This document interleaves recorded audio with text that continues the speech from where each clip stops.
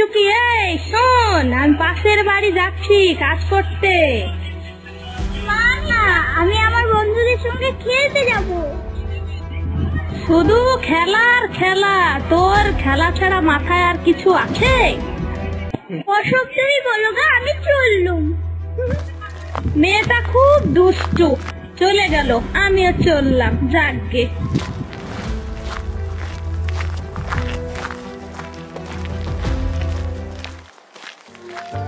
টুকি খেলতে গিয়ে দেখলো তার বন্ধুরা আইসক্রিম খাচ্ছে। তোরা আইসক্রিম কোথায় পেলি? আইসক্রিম আবার কোথায় পাবো রে টুনি? আইসক্রিম কিনেছি পয়সা দিয়ে, ওই বিন্দু মাসির দোকানে কিনেছি। তুইও কিনগে। ও কাকে বলছিস কালু? ওরা তো অনেক গরিব, ওর মা তো অন্যের বাড়ি ঝিয়ের কাজ করে বেড়ায়। এরপর টুকির বন্ধুরা সব ওর ওপর সকলে হাসতে থাকে।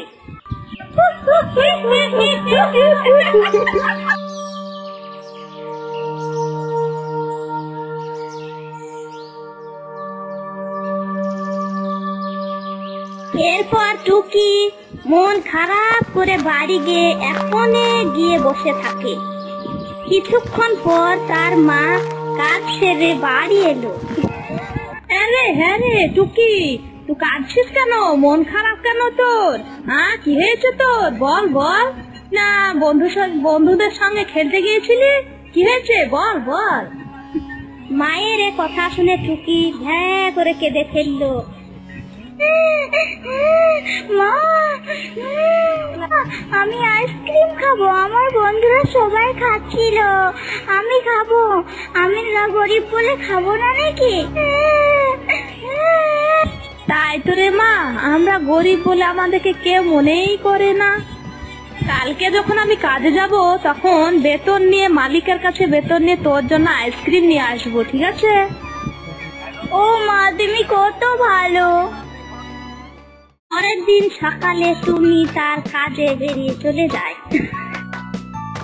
টুনি বাড়ির সমস্ত কাজ সেরে মালকিনকে বলল, মালকিন আমার কি বেতনটা অগ্রিম দেয়া হবে না? হ্যাঁ রে, তুই এত অগ্রিম বেতন চাইছিস কেন? আর তুই কাজ কি ঠিকভাবে করিস? কোনো কাজ তো তোকে বলে শান্তি পাই না। একটা কাজ করিস, তার একটা খুদ বের করে নিয়ে আসিস। কাজ তো তুই আমার বানিয়েই দিস। তোকে কাজে রাখা আমার একটা ভুল হয়েছে। আমি তোকে এখন অগ্রিম কোনো টাকা মাকা দিতে পারবো না। এই কথা শুনে টুনি অনেক কান্না করতে লাগলো। টুনি বাড়ির পথে যেতে যেতে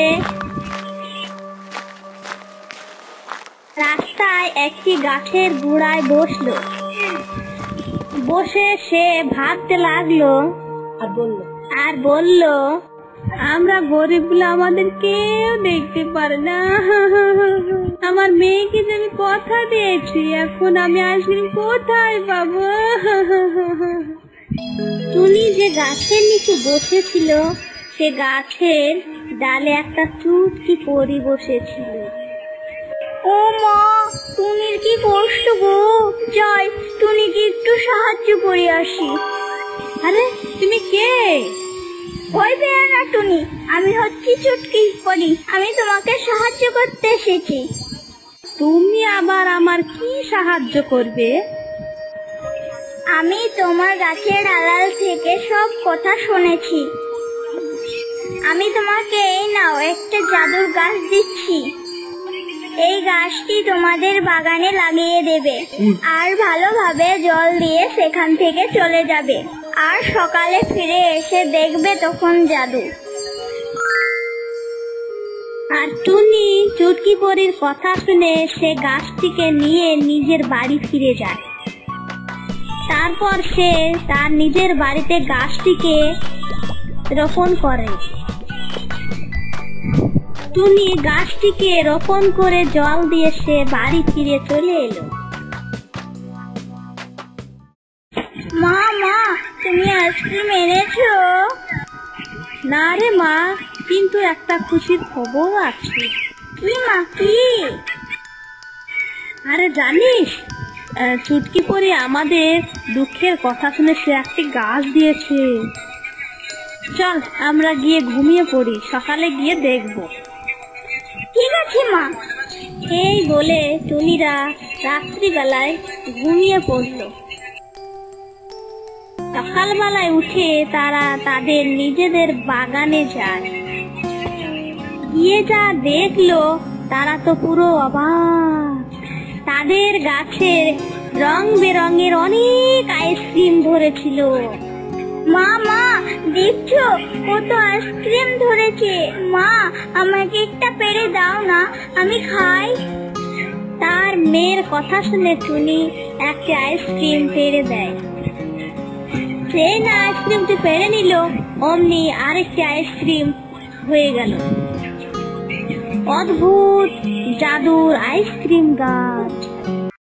তখন শালিক লাঠি হাতে নিয়ে টাকা পাড়তে থাকে।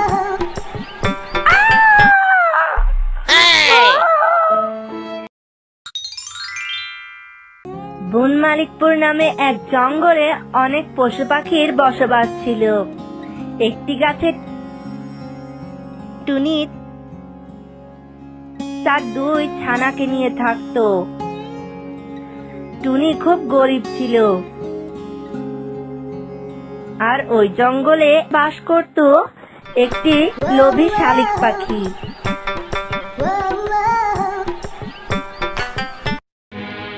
তারা খুব বড় লোক ছিল। শালিকের একটি মেয়ে ছিল, তার নাম শালিনী।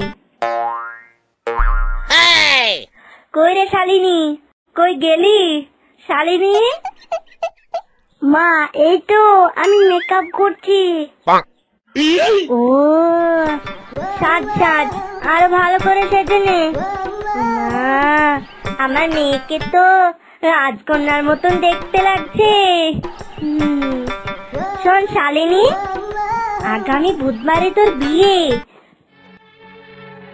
তাই ভালো করে ফর্সা হওয়া একটি নাইট ক্রিম মাখবি, বুঝলি? মা তুমি কত চিন্তা করো, আমি এমনিতেই কত সুন্দর। তাই তো মরণ মশাইয়ের ছেলে আমায় দেখে পাগল হয়ে গেছে। ঠিক আছে, আমি তোর বিয়ের নিমন্ত্রণ কার্ড দিয়ে আসি। ঠিক আছে যাও মা। এরপর শালিক বের হয়ে যায় কাঠ বিলি করতে।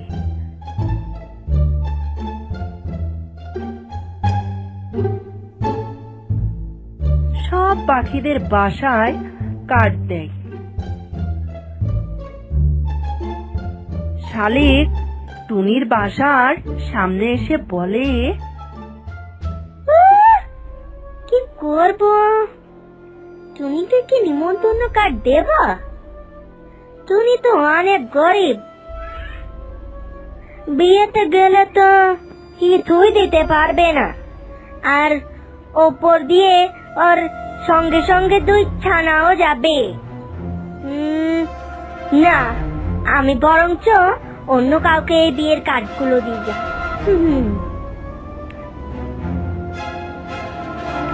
বিয়ের দিন সকালে সবাই নাচ গান করছিল।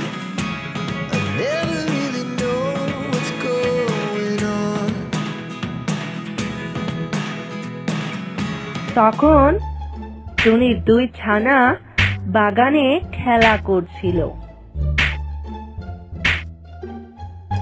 তখনই হঠাৎ ধমকা লাগালি সেজে গুজে তাদের পাশ দিয়ে যাচ্ছিল। তখন টুনির একটি ছানা জিজ্ঞাসা করলো, ও ধুমকে লাগালি, তুমি কোথায় যাচ্ছ গো? আমি এই বিয়ে বাড়িতে যাচ্ছি গো, ঝুমকা লাগাতে। আমি যাই গো, দেরি হয়ে যাচ্ছে। এই বলে ঝুমকা লাগালি চলে যায়। টুনির বাচ্চারা বিয়ে বাড়িতে ঢুকে পড়ে, আর তারা সেখানে খাবার টেবিলে বসে থাকে খাবার জন্য। যাই, ওদিকটা একবার ঘুরে আসি।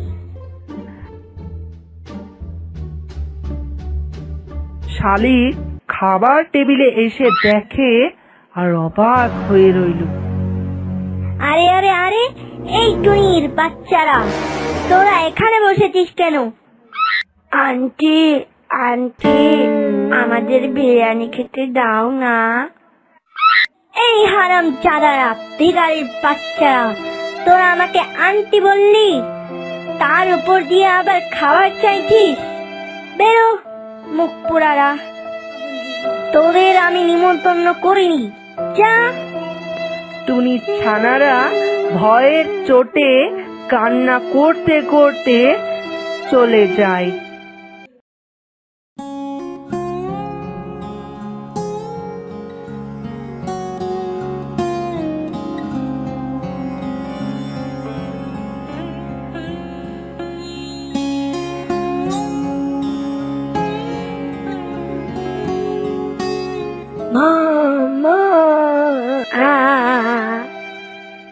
কিরে, কি হয়েছে রে? কাঁদছিস কেন? মা, আমরা শালিক আন্টির বাড়ি গিয়েছিলাম বিয়ে খেতে। আমাদের শালিক আন্টি বিয়ে বাড়িতে তাড়িয়ে দিয়েছে। কাঁদিস না আমার সোনারা।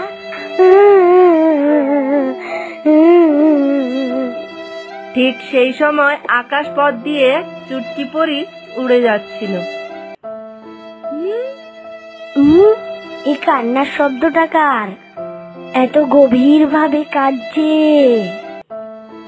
যাই একটু দেখে আসি।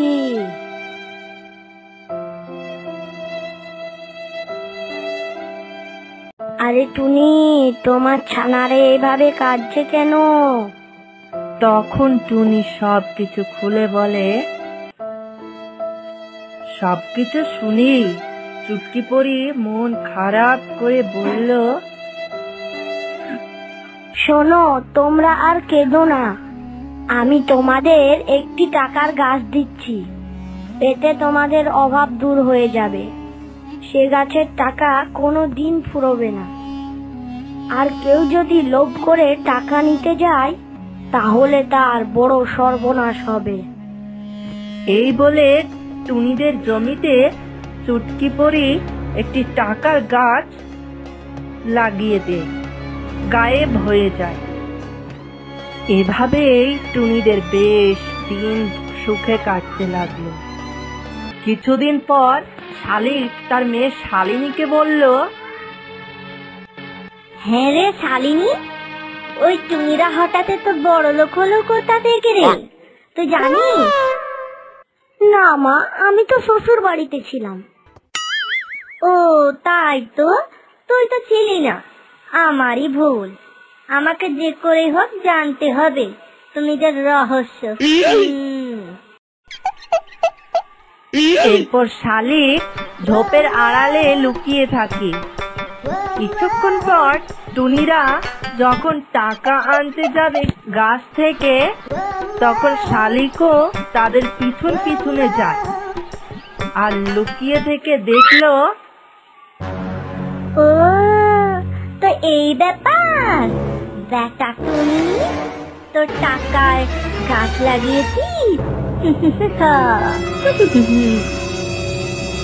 এরপর টুনিরা যখন চলে যায়, তখন শালিক লাঠি হাতে নিয়ে টাকা পাড়তে থাকে।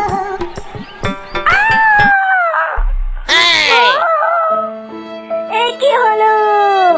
আমি এত কালো হয়ে গেলাম।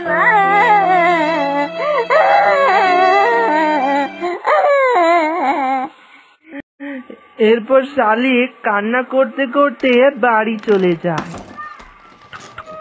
একি কালো ভিখারি কোথা থেকে এলো?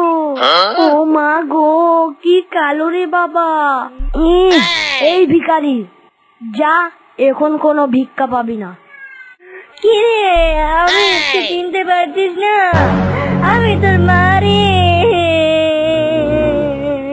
ও মা গো, এই কালো ফকিরটা তো দেখছি মা বলে দাবি করছে। পালাই রে বাবা। দরজা খুল শালিনী, দরজা খুল, আমি তোর মারে, আমি ফকির না, দরজা খুল শালিনী।